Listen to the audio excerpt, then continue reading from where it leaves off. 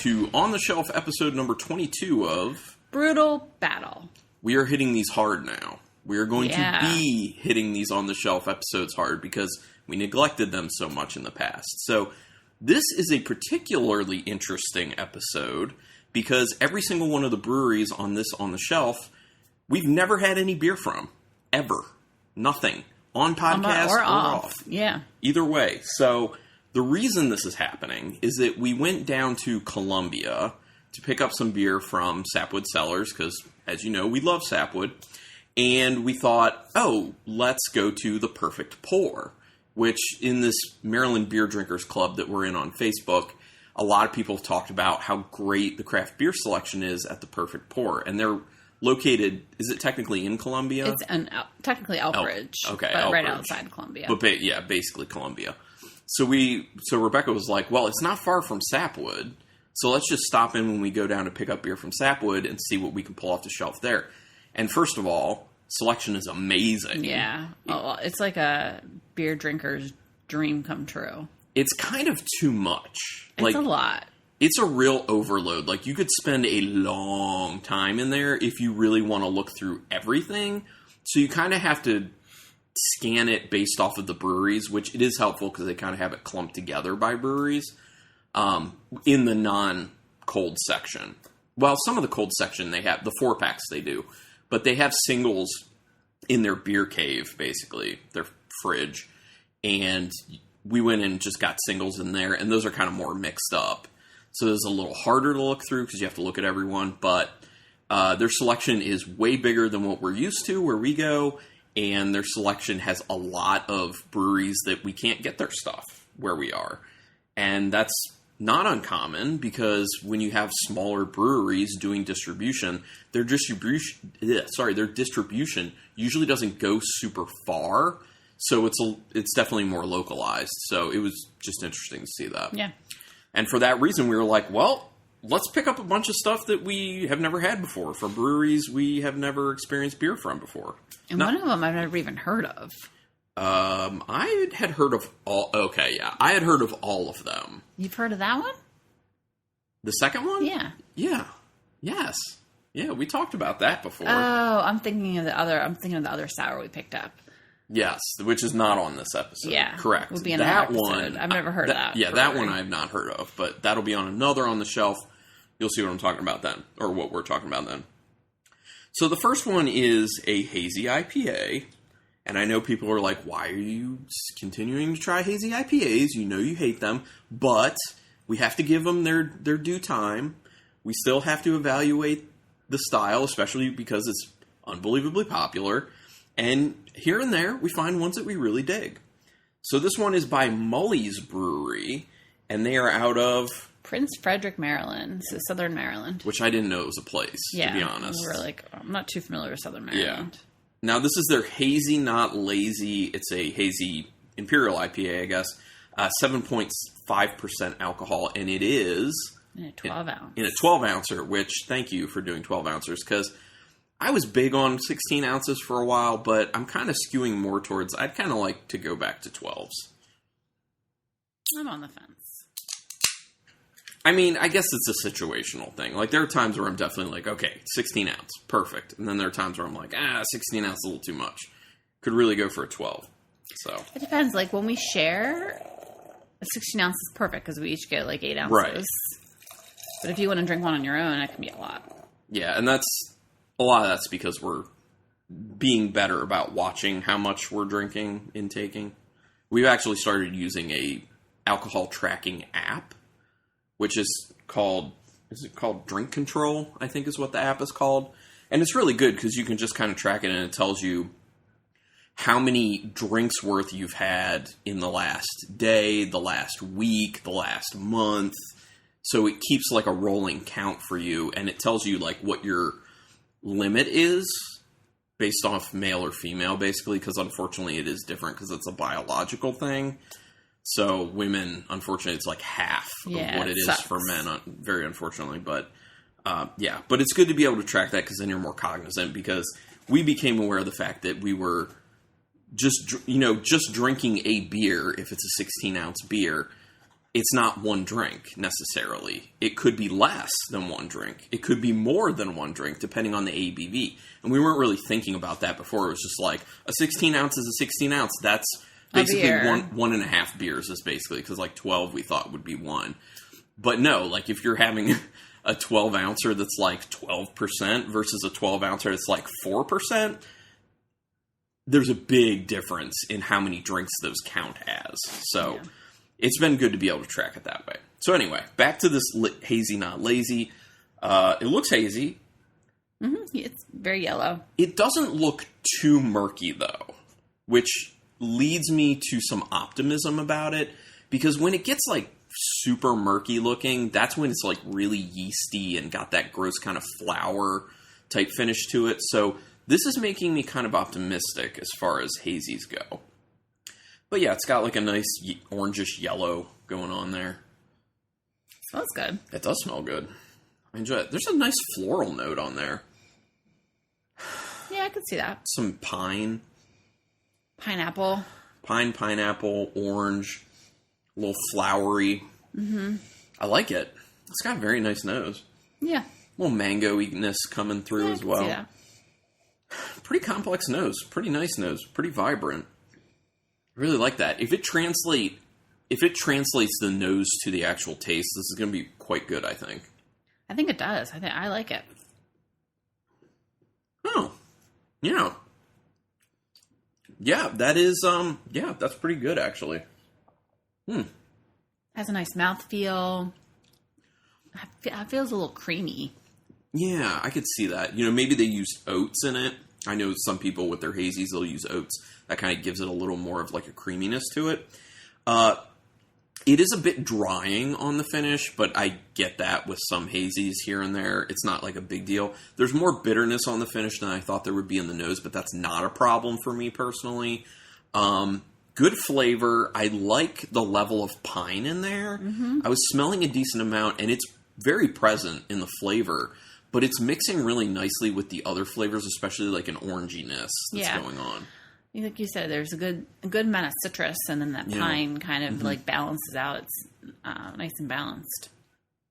It's like citrusy and earthy with the pine all coming together. It's got a little bit of a sweetness to it as well, but it's not too sweet. It's like a nice kind of because some hazies can be too sweet. Yeah. Like sugary. Mm-hmm. It's not like this at all. I think this is a good hazy. Yeah, I think so too. This is like legitimately pretty good, and good job, Mully's. Yeah, especially for being our first time having a Mully's, and the fact that we don't really like hazies. I know. I was like, this is going to be sad for Mully's because it'll be the first beer we had from them, and it's going to be a hazy. But they did a good job. Well, and the good thing is, I can tell there's no tomfoolery at play here.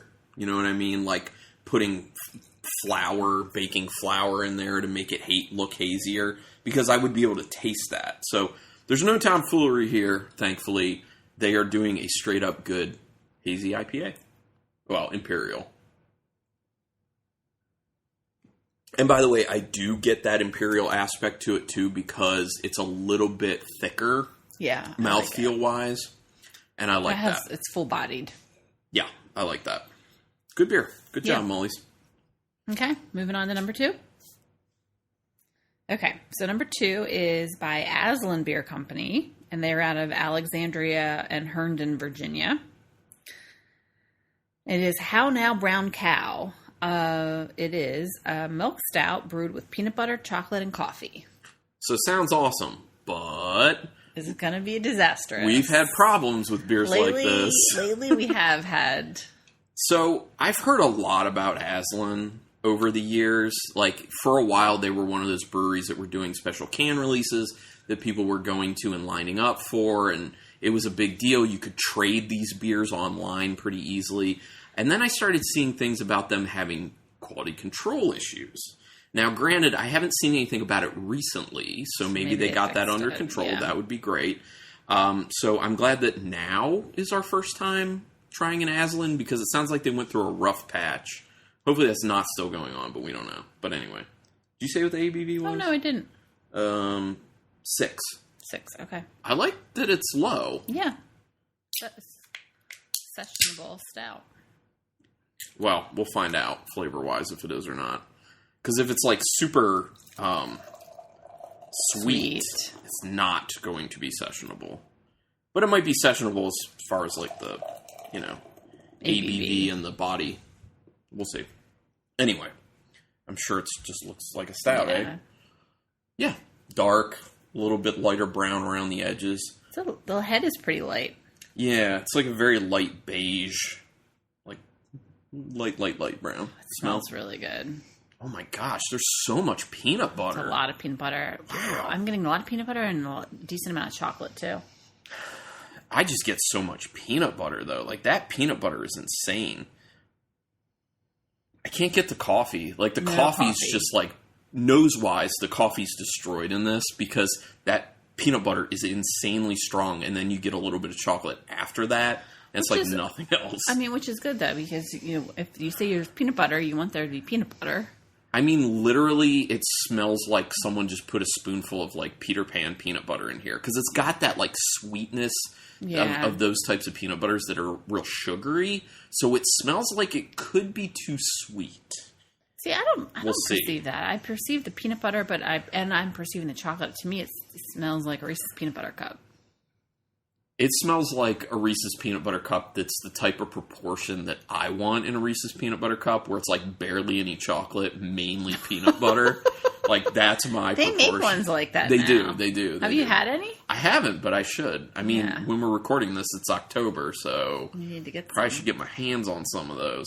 All right, I'm ready to go in. I hope it tastes like it smells, but I also hope it's not too sweet. Going in. No, it's good. Oh. Wow. This is a winner. Hey, Aslin. What's up? How are you? The peanut butter is dialed down from the smell. It is, but it's still strong. Still strong, but you definitely get the chocolate. I might be getting the coffee. I can perceive the coffee a little bit in the end, and I do. It's in the end of the taste. Exactly. Yeah, and it's mixing in with the bitterness. Yeah, it's kind of just coming off as more of just like this kind of dark roastiness that moves into the bitterness.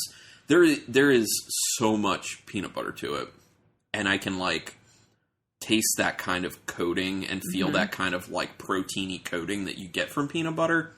Very peanut buttery. I like it. I don't think I could drink a whole lot of this. I'll be happy to split the can with you. Yeah.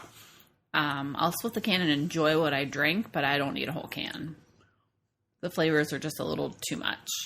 There isn't as much chocolate in the flavor as I thought there'd be based off the nose, but the peanut butter's so nice that it kind of doesn't matter that much, to be honest. I know. If you're a big peanut butter person, like, you will be like, yeah, I'm down. I know. Like, the chocolate and the coffee kind of fall flat, but for me, it still is a great beer, so it doesn't matter. It's good. I mean, this kind of takes me back to... I haven't had one in a long time, but like the glory days of Duclaw's Sweet Baby Jesus. Yeah. When like it was one of, at least in our region, it was like the first beer with peanut butter. And you were just like, man, that tastes so amazing. Like, this takes me back to that with the way it's done so well. Yeah. So I'm glad it's done really well, because when we read it, we were like, this sounds like it could be really promising. But then we were like, with what we've had recently from some breweries, it also makes us nervous. Could fall flat, but to 2 winners so far. Mm-hmm. I'm surprised this isn't too sweet, and it's actually not that sweet. No, it's not. Honestly, there's a little bitterness to it. I mean, there's the definitely coffee and the chocolate. I think there's definitely a lot more bitterness than you would assume, especially with how sweet it does smell on the nose. So I'm just really blown away with the fact that they kept a lot of that sweetness out of it, while incorporating chocolate, while incorporating peanut butter. Yeah, that's kind of what separates like the crappy breweries from the breweries who know what they're doing. Yeah. Yeah, that's definitely like a dessert or snack beer, you know? Yeah, you're not going to have like multiple cans of this. No. It's sessionable. I mean, it's sessionable, but it's not the kind of beer you're going to have multiples of. Yeah, I mean, that's one of the ones where if you would try to do multiples, like, you're going to get palate fatigue like nobody's business. And after a while, you're just going to be like, I need some other flavor right now. Okay, so moving to beer number 3. And this is a brewery we've been talking about actually physically going to, and we will in the future. We don't know exactly when that's going to be, but it is the brewery Astro Brewing, and Astro is out of Silver Spring, Maryland. Now, this beer is their Ventura Boulevard, and I keyed into this one. I was like, we're getting this because, A, it's a brewery we haven't had before. By the way, sorry if you're hearing our cat making noise. She's getting into a box that has paper in it. So, A, I was like, it's by Astro and I've wanted to try stuff from Astro and we've never had anything from them. And B, it's a West Coast IPA. And you know how I feel about West Coast IPAs, especially now. We all know how you feel about West Coast IPAs. Especially now. So this Ventura Boulevard is their West Coast IPA. It is 6.4%, and it is in a 16-ounce can. Thank you for making all that noise, Chloe. Making a lot of noise. Thanks for making all the noise, Chloe. You always know how to, make yourself known. It's like we pull out the recording equipment, and she's like, let me make lots of noise. Oh, yeah. Jump on the table. Very often she's like that. Okay. Oh, it's a pretty color. Yeah, it's like a yellow-orange. Yeah. Probably closer on the yellow than the orange. Nice and clear. There's an orange in there. Yeah, nice clear beer. A little bit of like a chill haze to it, maybe. Smells good. Ooh. It does smell good. It smells nice and like resiny lupulin. I love that smell. Decent bitterness in the nose. A little sweetness. Actually, a decent sweetness in the nose. It's like candied sweetness, though. Ooh, yeah. It smells kind of like candied orange peel. Candied orange. Like dehydrated pineapple. Yeah. Yeah. Insinuating a decent amount of sweetness in the nose. But it smells juicy. It smells, like I said, resiny. It smells like some nice old school West Coast IPA.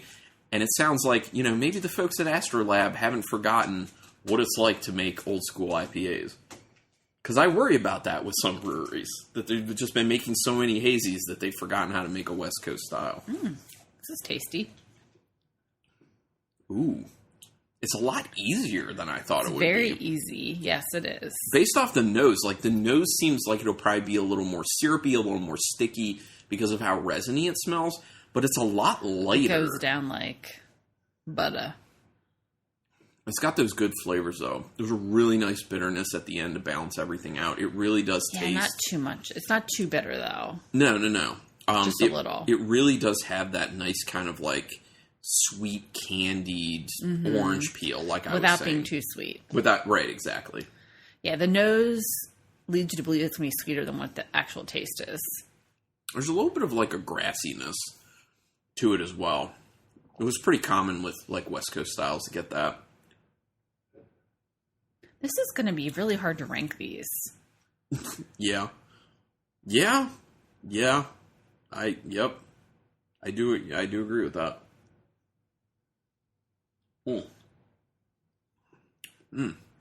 That's good. It is very good. Nice work, Astro. I'm down. This makes me even more excited for us to get there physically. I will say it's a little lighter on the flavor than I would like. I was looking for a little bit more robust flavor. Okay, that's fair. That's fair. But the flavors are all there. They're all good. I agree. Yeah, if you're looking for the flavor of a West Coast style IPA that's not too high in ABV and it's got decent flavor, but it's not, super strong, that would be this. I mean, it's a very easy drink, very approachable beer for sure. I'm kind of surprised we haven't had any stinkers yet because our track record as of late hasn't been so hot with that, especially with on-the-shelf episodes. We've had stinkers, especially the last one before this. Holy crap, that was... Well, I hope this last one's not a stinker.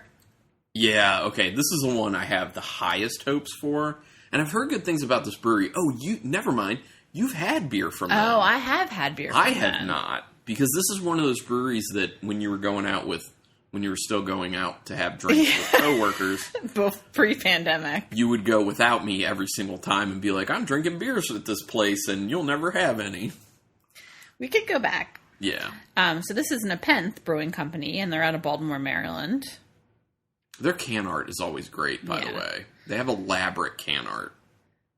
I don't even know what it is. Like it's like a brain with eyeballs. Eyes.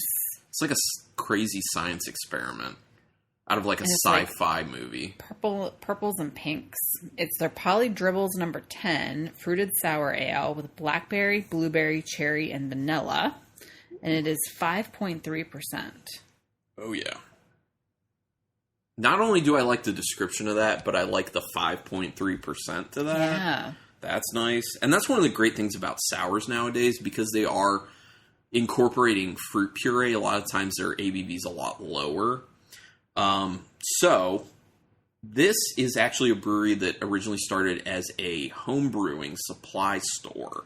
Oh, really? Yes. Nepenthe was just a home brewing supply store at one point, and then they opened up into an actual brewery as well. I think they still do the homebrew supply stuff. So, yeah. But I personally have never had Nepenthe. You have. I have. I've only been there once, but I liked it. I liked what I had. Okay. Well, I'm excited. I forgot that I had Nepenthe before. Have you had any sours by them? Oh, gosh. It was so long ago that I was there. I forget. And you were so drunk. No, I was not drunk. There was one time, though, where I was just like, are you sure you should drive home? When was that? I don't remember that. Because there were so many of them. Okay, hold on. Let's get into this. Let's evaluate this, and then we'll talk more. Then we'll reminisce about the times that Carlin was like, should I come get you? No. It wasn't that many, honestly. Oh, it's a really pretty color. color. Like to joke about it. Okay. Yeah, really it is color. Very pretty. Very like ruby, like a pinkish reddish, and it has a really nice pink head. Like it's a very light pink head that's very nice looking. Okay, smell wise, it smells kind of dirty, doesn't it? It's very like, this is what I'm talking about, especially with like blackberries and boysenberries. It's got that kind of like boysenberries. Oh, there's no boysenberry? Is there blackberry though? Yeah, there's blackberry. Okay, blackberry. Blackberry, but I was saying blackberries and boysenberries like have the same type like thing. Earthy. That like super earthy, almost a little like dirt-ish smell. And I get that. I mean, you can tell it's a sour. You can smell like the tartness. Yeah, lemony. Definitely. And it's like nondescript fruit. Nondescript fruit and Naked Cheerio. Naked Cheerio, yeah. It smells a little creamy as well, which I'm assuming would be the influence from the vanilla, but I don't smell vanilla. Is there raspberry? It smells like raspberry. Is there raspberry? No, cherry. Okay. Well, I guess blueberry and cherry together could, or just the trifecta of the blackberry, blueberry, cherry could do that. You know what? I could see the cherry in there. I definitely could see the cherry in there. It smells good. Yeah, no, it smells fine. I was just a little surprised I wasn't able to pick out more of the fruits. Yeah. And they're also the muddled. vanilla. Like the vanilla. Yeah, no vanilla. Yeah. I don't, like I'm saying, I smell like a creaminess that I think is coming from the vanilla, but I don't smell vanilla. Yeah. I hope it's in the flavor. See what the taste is. It's pretty good. It's not great. It's decent. It's real mild. It is very thin. It's very thin, and it's not as robust as I was hoping for. I mean, if you're hoping for like a Dewey Beer Company secret machine, this is going to really disappoint you if that's what you're looking for. Where's the vanilla, though? I'm tasting lime. Yeah, it's like a sour. Yeah, the sour's coming off as like a lime. Usually it is kind of like a lemon, but that is a good point. It's very lime-ish. It's not bad. It's just not what I was hoping for. You know, this is kind of like an beer to me. Like, I don't really care about it. I mean, it's not bad, but like it's not worth getting, in my opinion. Yeah. Like, if someone gave it to you for free, like, fine. But if you're paying for it, I'd say just get something else, honestly. Yeah, there's a lot. There's better fruited sours out there, for sure. Well, it's still it does just taste kind of murky and just kind of. I just think fruit isn't as vibrant as I want it. Right, like the fruit is so weak. The fruit is so weak, and the vanilla like there's no vanilla. I taste absolutely nothing from the vanilla, and if you're going to call out those ingredients, if that's what's in there, I assume you're doing it because you want that flavor profile. This is a fail for that reason. Like, you didn't get the flavor profile of what's being promised here at all. Yeah. Yeah, this beer, I mean, it's not an offensive beer like that Ouzelfinch one, which is just, like, disgusting, and I already went on my rant during that episode, so I'm going to save it. But there's definitely someone out there. There's people out there that are going to really like this beer for sure. Yeah, but because here's the it's thing. Easy to drink and it doesn't taste like a beer. But with the current climate, well, the current market of sour beers, when you read what's in this, you have a certain expectation of what that's going to taste like, or at least close to what it should be like. And it's just not even close. Like, it doesn't even touch it. I mean, I think we have our clear bottom of ranking one. Yeah, that, you know, and that really bums me out because I really wanted to like it. Yeah. Not just because of what it was, but because I really have wanted to like Nepenthe. Especially because you've gone and liked their stuff.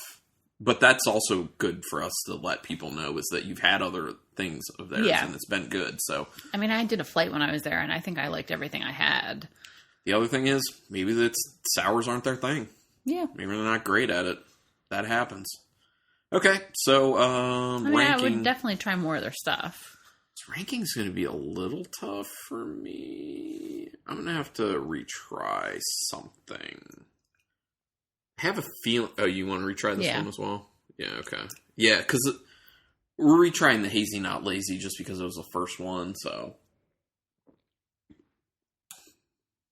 That might be my favorite. I mean, sure. It's up to you, man. Like, whatever you like. I think I'm doing this. I think I'm doing... That. Seriously? Uh-huh. I think I'm doing the order we tasted them in. Yeah, go ahead. I'm on board. You're on board with that? Yeah, after I retried the Hazy Not Lazy and the Ventura Boulevard, and I'm with you. Yeah. Okay, so our number 4 beer is by Nepenthe Brewing Company, Polydribbles number 10, the fruited sour ale with blackberry, blueberry, cherry, and vanilla. Number 3 is Astro Lab Brewing, Ventura Boulevard, the West Coast IPA. Number 2 is by Aslin Beer Company, How Now Brown Cow, Milk Stout, brewed with peanut butter, chocolate, and coffee. This is which means our number 1 this is crazy. Is Hazy Not Lazy by Mully's Brewery. I'm shocked that the Hazy Not really Lazy good. Is our favorite of this because, you know, our thing with hazy IPAs, we're not that big into it. And I just, with the other beers and their descriptions, like, coming into this, I was like, the Hazy Not Lazy might be decent, but it's not going to be number 1. But guess what? Yeah, you never know. That's why we try them. Because, wow, Mully's.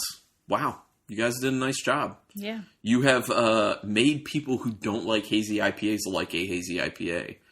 The only other one I can think of that other than Sapwood stuff that I can think of, because Sapwood does a lot of hazy IPAs that I really do want to drink. Other than that, the only one I can think of is Week Away by True Respite. Man, they do such an amazing job with that beer. That's a wonderful hazy IPA. Wonderful. But yeah, this is fun. And I'm glad we finally tried some stuff from some breweries that we don't know about. Number 1, 2, and 3 for me were pretty close. Yeah, I agree with that. The Nepenthe was the one that was furthest behind. Yeah, the Nepenthe was, It's like 3rd tier, and the other ones were like 1st tier. Yeah. Basically. Unfortunately, but we'll try some more Nepenthe. Oh, yeah. Maybe we can even do a showcase, because we can probably get enough of their stuff. Sure.